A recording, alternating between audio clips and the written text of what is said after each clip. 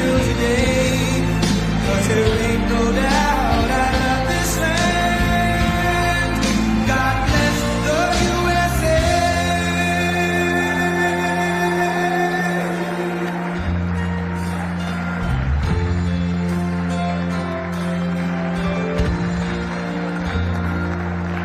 From the lakes of Minnesota to the hills of Tennessee, across the plains of Texas, from sea to shining sea, Detroit down to Houston, and New York to LA.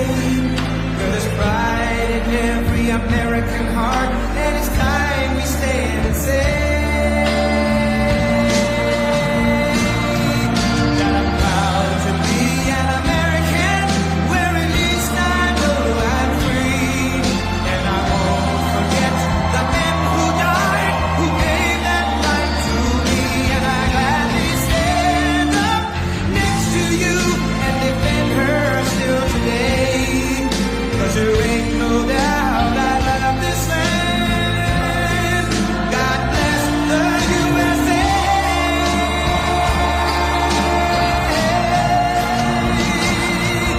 And I'm proud to be an American, where at least I know I'm free. And I won't forget the men who died, who gave that right to me. And I gladly stand up next to you and defend her still today. 'Cause there ain't no doubt I love this land. God bless the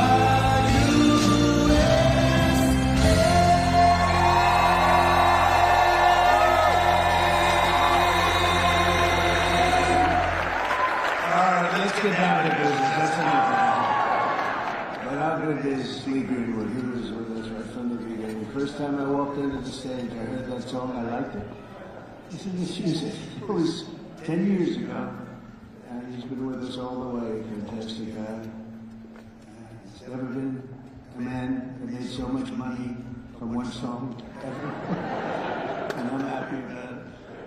But I'm delighted to be back in the beautiful Mellon Auditorium. Wonderful family. Tim Mellon is a great guy. He's the current version of the Mellons. A fantastic person. To celebrate a thrilling new milestone for America, the first generation of Trump account children. Trump account children.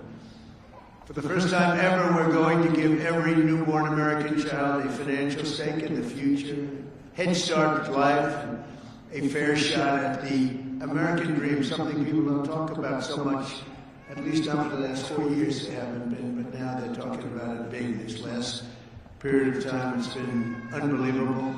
You see what's going on with our economy, the tremendous investments that's been made in our country. We have over $18 trillion coming in. The most, I think, was 3. That was 10 years ago, another country, not even our country. We have $18 trillion, and we have thousands of businesses being built all over the country, and hundreds of massive plants, so big, car plants, AI plants.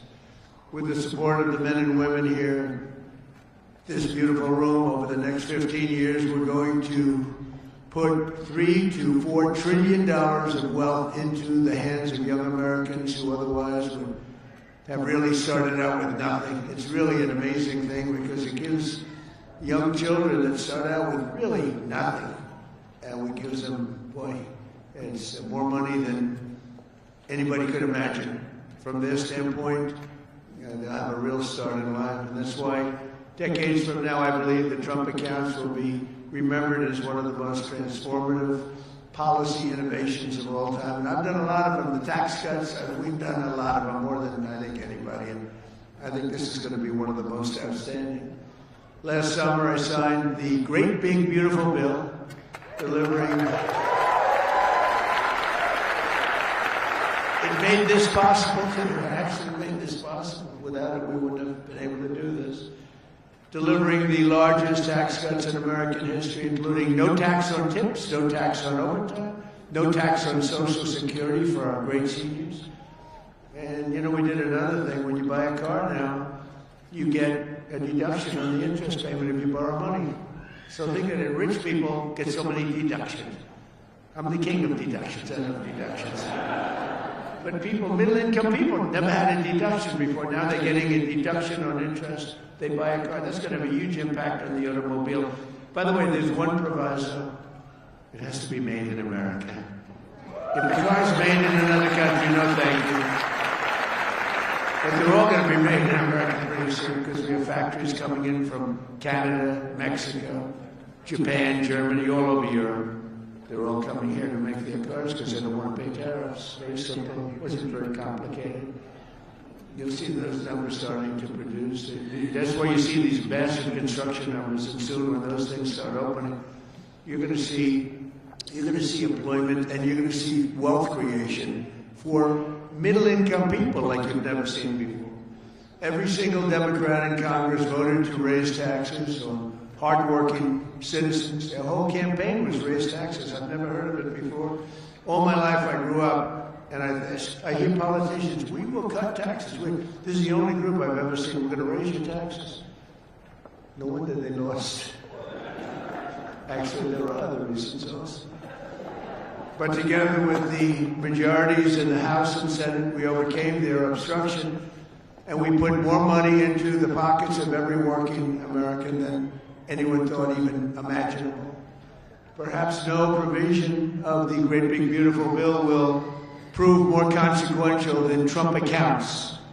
Under this program, the U.S. government will automatically create a tax-free investment account for every newborn American child, something that nobody really would have even thought of. There were some brilliant people that thought of it for a long time. They're here with us today. We're going to introduce a couple of them. But nobody really, I mean, I've had friends that the top people in business, they came up to me, whose idea was this? This is great. They said, I never thought of that. We'll fund those personal accounts with a seed contribution of $1,000, which will compound and grow over the course of their lives and can grow into very, very substantial numbers. Parents, employers, churches, states, and loved ones will also be able to add up to $5,000 in additional money for those accounts.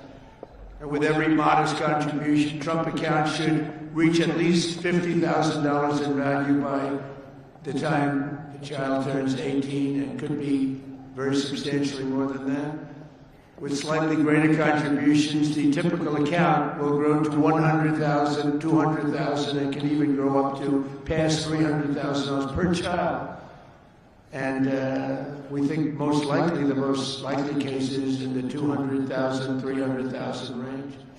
The size and scale of this wealth will dwarf all government programs ever created to benefit America's youth. There's never been anything like this. That's why everybody's talking about it. Even really people that truly hate me are making this investment. One person hates my guts. He put $1 billion into it. I said, you must like this program a lot because you can't stand me. I said, I do, but I do like you more than you think. They liked me more in the last year than they liked me before. Although we had a great first term, we can't forget that. We had the greatest economy in the history of our country, but this is blowing it away. So,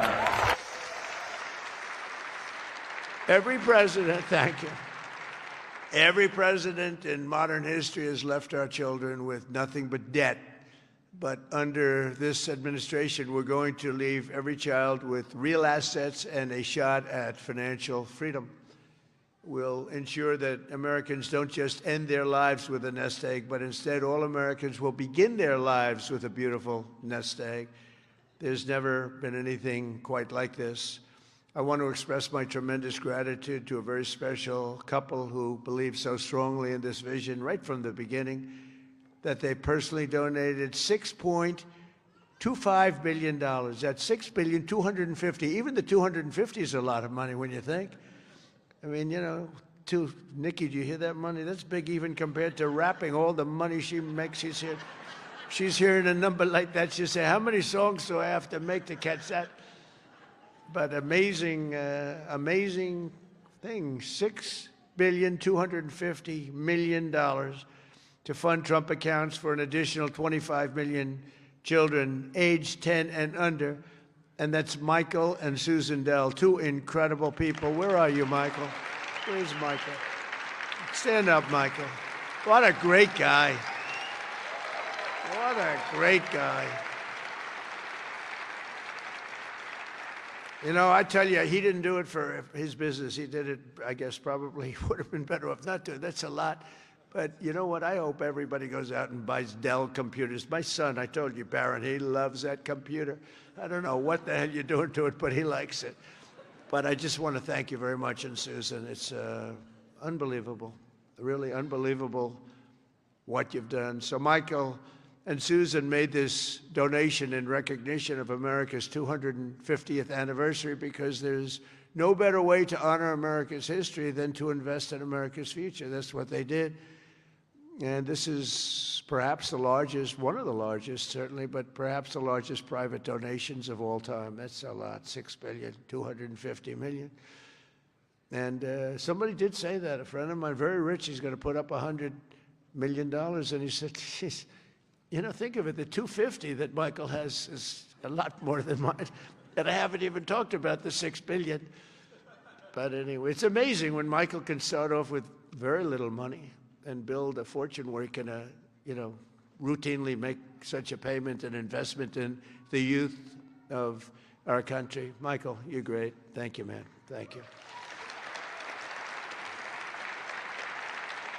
And I also want to say hello to and thank some very special people that have been with my administration and really become friends of mine. On occasion, I have little arguments, but generally, I would say really good.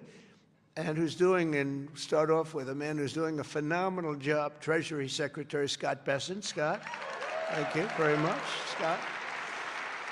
And he loved this right from the beginning, Scott, right? He saw this and he said, wow, what a great idea that is. This is, you know, hundreds of thousands of dollars by the time they reach 18, but we can go 21. They can keep it in longer. But he saw this right from the beginning. He said, wow, this is great. And we have some other ideas that will be great, but this was one that just hit everybody. This was an easy one to think about. And again, that bill allowed us to do this. Otherwise, can you imagine trying to get this approved by Democrats and Republicans? Let's get together. We got it done. Also, a man who's made your life much easier, because those of you that are building plants and equipment so you can give your money, ultimately you're giving your money away anyway, no matter how much you make. But he's made it a lot easier. You know, approvals for big plants used to take 20 years, 25 years, and then you'd get rejected, actually. You'd go 20 years environmentally, and they'd reject you. You finally, if I think of it, a guy starts young, he starts an approval process. By the time he's middle-aged, they take a vote, and he loses. It's not worth it. But we have a man that's getting these things done in a matter of weeks. And the biggest plants in the world are being built right now, and he's getting them done fast. He's getting electric plants built so that we can buy them. They're paying for them. They want to pay for them, so they can open up their AI plants, and they can open up their automobile plants, and lesser so. The automobiles, believe it or not, take much less electricity. You're going to have to tell me why you need so much electricity to create information. I said, what's your primary product? Information. Oh, I see. Information. It better be damn good information for the kind of money. But Lee Zeldin is a star, and he has been incredible. Thank you, Lee. And, you know, I have to say this. Scott and I were talking about it. So Lee went out to California after the fire, which would have never happened if they would have let the water flow from the Pacific Northwest, which everybody's been telling them, including me. Now I just opened it up. We literally sent in the military to open it up. But if they would have let, you wouldn't have had the fires, because you would have had a little thing called the old-fashioned way, water in the fire hydrants, as opposed to empty fire hydrants. You would have had water, and most of the houses had the sprinklers on top. No, there was no water in their sprinkler in their living room. All those fires wouldn't have started. But they did start, and I will say that Lee, the most difficult permit was Lee. I went there a couple of days after the fire, met so many people on the streets who were, in many cases, fairly wealthy people, some very rich people. Some of the best houses in California burned down. And I said to him, so what do you want to do? They said, sir, we want to start immediately. Well, we'll get you permits. Now, the hardest permit, Lee, was the federal permit. Is that right? He got everything done in 20 days, right? The whole thing? Is that a correct statement or less? 20 days. So he got everything done, 100% ready to go. And I went for a meeting, and this mayor, who's a grossly incompetent person, she said, we're going to try and have the permits done within 2 years. Remember that? I got into an argument. I said, you mean within 2 days, right? She said, no. And I'm meeting all these people as I'm walking along the streets with the fire departments and the policemen, and they're all devastated. You know, they're still smoldering. But they weren't even allowed to go in their property. The Environmental Protection Agency local said, don't go on your property, okay?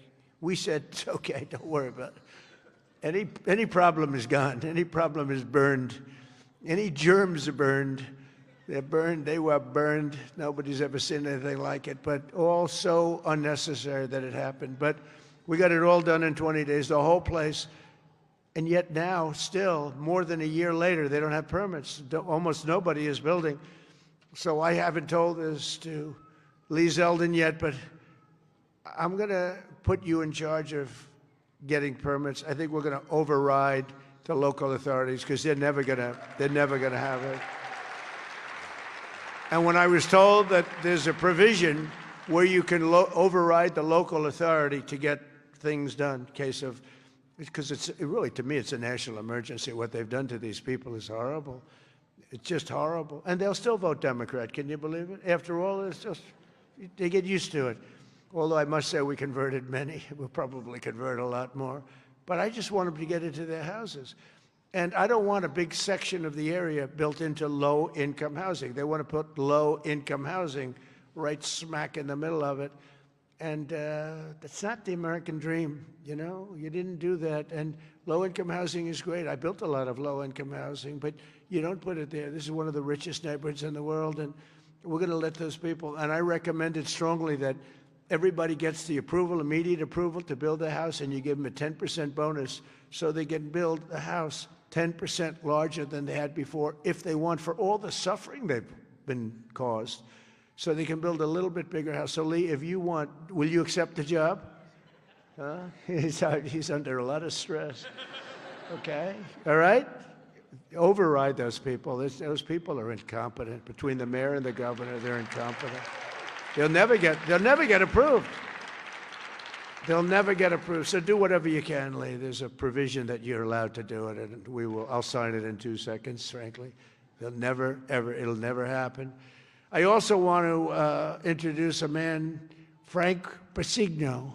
Now, if you met Frank, and if you knew Frank, he's quiet, but he's actually a stone-cold killer. He was one of the biggest people in business. He would have been sitting with you. In fact, now he's got a better seat because he's working for the government. He's the head of a lot of things, but the job he's done in this country is great, and he's working on Social Security and a thing called the IRS. He's working with Scott on both of them, really, but the IRS in particular. And he is a fantastic man. Where are you, Frank? Took the biggest pay cut in history. He went from being paid $35 million a year to being paid about $35 a year. I think you may have taken the biggest pay cut in history. He'd be close. He'd be one of the top 5. Because a few people have done that. A few billionaires have sort of left. But Frank has gone from one of the most successful people. He worked with Jamie Dimon. I don't think Jamie likes me too much nowadays, but that's okay. I never minded that. But Frank, you are fantastic, and you're doing a great job. We appreciate it. Thank you. And thank you to the family. The director of National Economic Council, a man who's in the news a lot. You know, my only problem is I don't want to lose him. I will tell you that he's working from a big deficit because I don't want to lose him. He's so good. Kevin Hassett. Thank you, Kevin. Thank you, Kevin. A friend of mine, a senator who has been unbelievable. She's a tremendous woman, married to a great football player. Her husband is a massive man. This guy, he played in the NFL, I guess, for 11 years. He was top-of-the-line player. I met him. I said, that's not a normal situation. Look at this guy. guy was seriously powerful, big, and he's as nice as he is big. And she is one of our best senators, Senator Katie Britt. Thank you, darling. From Alabama, I love Alabama. We love Alabama. Marsha Blackburn is an incredible person. Unfortunately, she's running for governor. She's running for governor of Tennessee. I'd love her not to. I begged her. I said, Marsha, we don't want to lose you in the Senate. But I have to say they're lucky. They're lucky to get you because you are a talent and a great person. And you've been with me all the way, and I appreciate it. And you're a very special person. Marsha, stand up, please.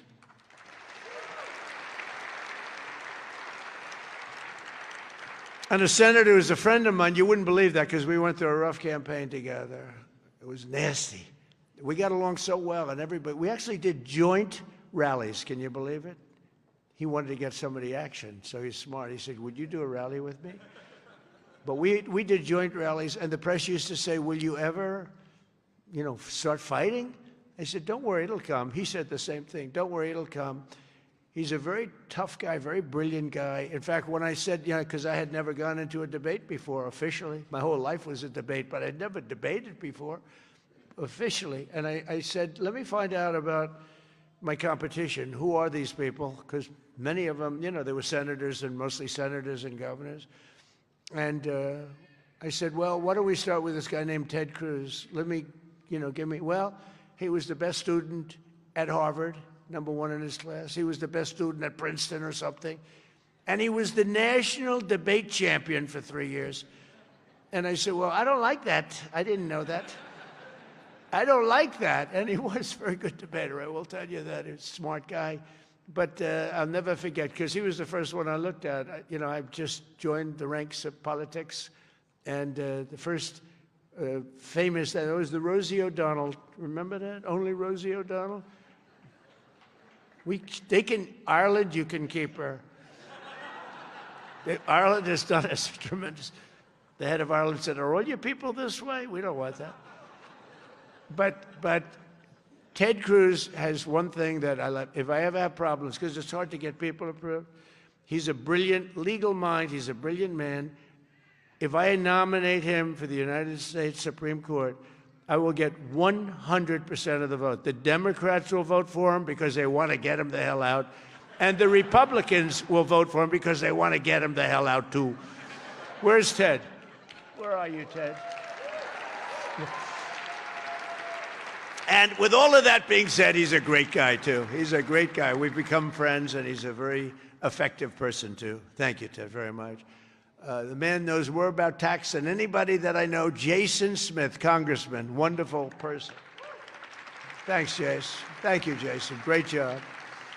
Idaho Governor Brad Little, terrific guy. Thank you, Brad.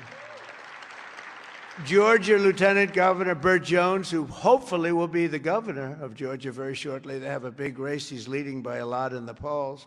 He was outstanding as a lieutenant governor. He's great everywhere, and I've endorsed him fully, so I don't want to, do anything that you don't know about. I have given him my complete and total endorsement. Burt Jones, where are you, Burt? Thank you, Burt. Great guy. Chief Design Officer of the United States, Joe Gebbia. Joe, thank you.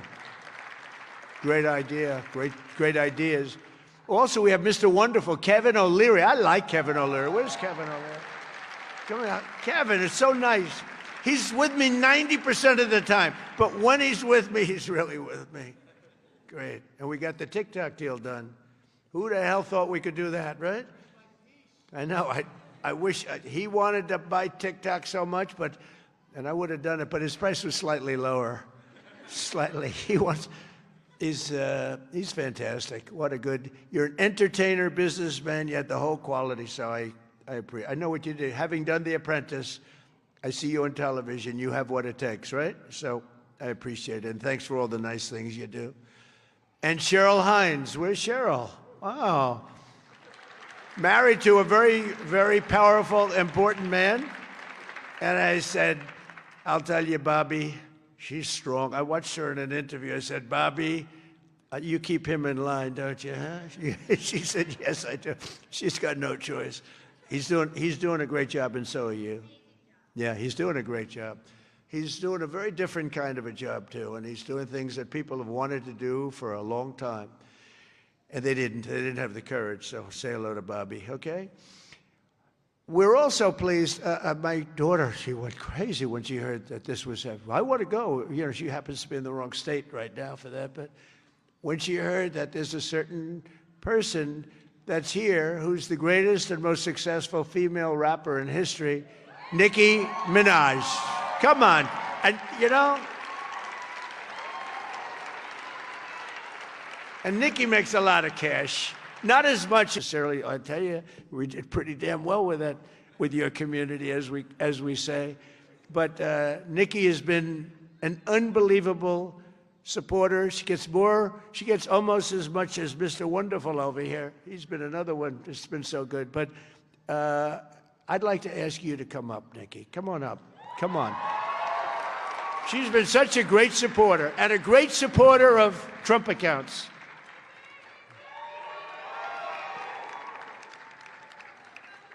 And I said, I'm going to let my nails grow because I love those nails. I'm going to let those nails grow.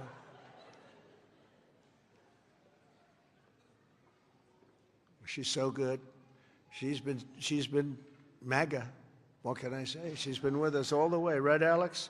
She's been with us all the way. And just want to thank her. And it wasn't so easy. For you, it was easier, right? You want to come up? You want to come up? Mr. Wonderful, come on up here. You've been terrific. Come on up.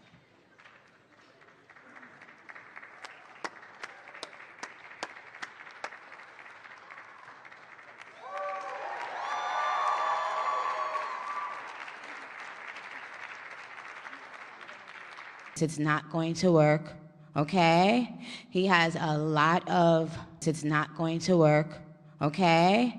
He has a lot of force behind him, and God is protecting him.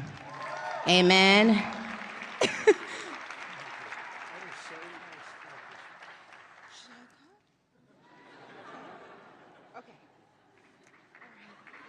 Thank you.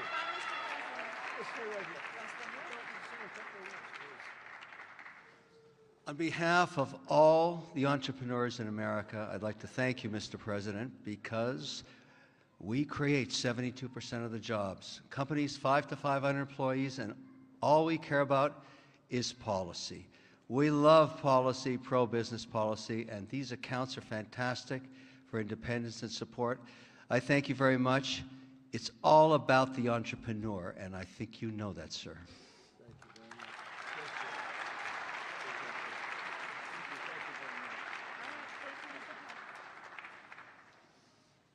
Well, that was great. A little interlude. I don't know. That's better than getting Scott Bessent up.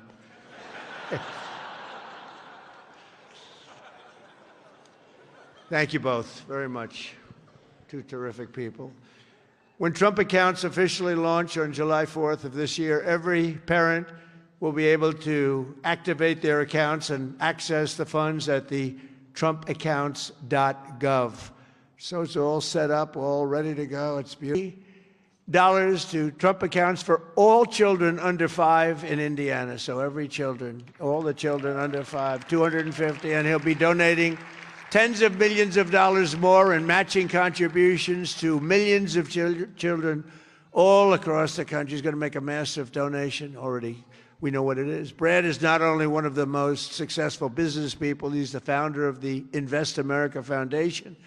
And he's been working on this idea for years, and he was the one. He went over to see Michael. Michael loved it, and those two were a hell of a team, along with Mrs. Dell, who's been so great, Susan. I also delighted to report that dozens of major employers have signed up to add the Trump account contributions to their employee benefit packages, including Uber, Schwab, Charter Communications, and many, many others. And just today it was announced that Intel, NVIDIA, Broadcom, IBM, Steak and Shake, Coinbase, Continental Research. To bring the private sector to bear on this, to bring the private sector to bear on this. We had the opportunity that this president was willing to sign. He immediately understood the impact. That this wasn't about the wealthy folks in America. This was about the 50 million American families who will be lifted up and reconnected to the American dream, because this is now the law of the land. Forevermore, every child in America, from rural Missouri to rural Indiana, from Trenton to Compton, is going to start off life with an investment account at birth, seated with $1,000, where they privately own NVIDIA and Microsoft, all the greatest companies in this country, right? Not dependent on government, independent from government. Not more socialism. The answer to more socialism is more capitalism. This makes every child in America a capitalist from birth, and it would not have happened without the leadership of our Treasury Secretary, Scott Bessent, without the leadership for families, for corporations, for philanthropists to add to these accounts. And in not too many years, essentially every child in America will have